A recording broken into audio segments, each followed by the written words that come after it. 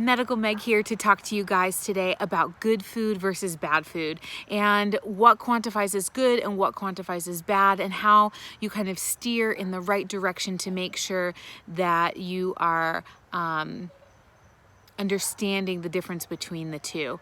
A lot of times when I talk to patients about what are you eating, and they'll say, well, I'm trying to stay away from bad foods, or I'm trying to incorporate more good foods. And I'll ask them to clarify, what is a bad food? What is a good food? And how do you stand clear of that? And how do you incorporate more things that are good? So here's some typical responses that I've heard. Bad foods are things that are fried. Bad foods are sodas. Bad foods are carbohydrates. Everybody loves that one. That's like their favorite. Bad foods are carbs. Carbs are evil. I don't know, they're evil. Bad foods are Twinkies or brownies or ice cream or whatever sweets they want to come up with. And I'll say, okay, well then give me some good examples of some good foods. What's a good food? Okay, well, a good food is like fruits and vegetables and quinoa and kale and spinach and what else do people say? Acai bowls, that's a new one that I've been getting as a response. And so then they kind of differentiate good food versus bad food.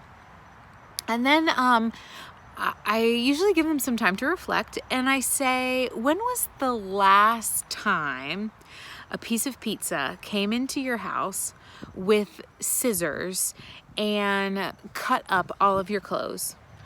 When was the last time a bowl of ice cream came in and poked holes in all of your tax returns? And when was the last time some brownies came in and set fire to your front porch? It doesn't happen because these foods are neutral. They're not bad. And in that same thought content, there's no food that's good. I've never had an apple or kale or an acai bowl help me file my taxes. I've never had a bag of spinach help me mow my lawn.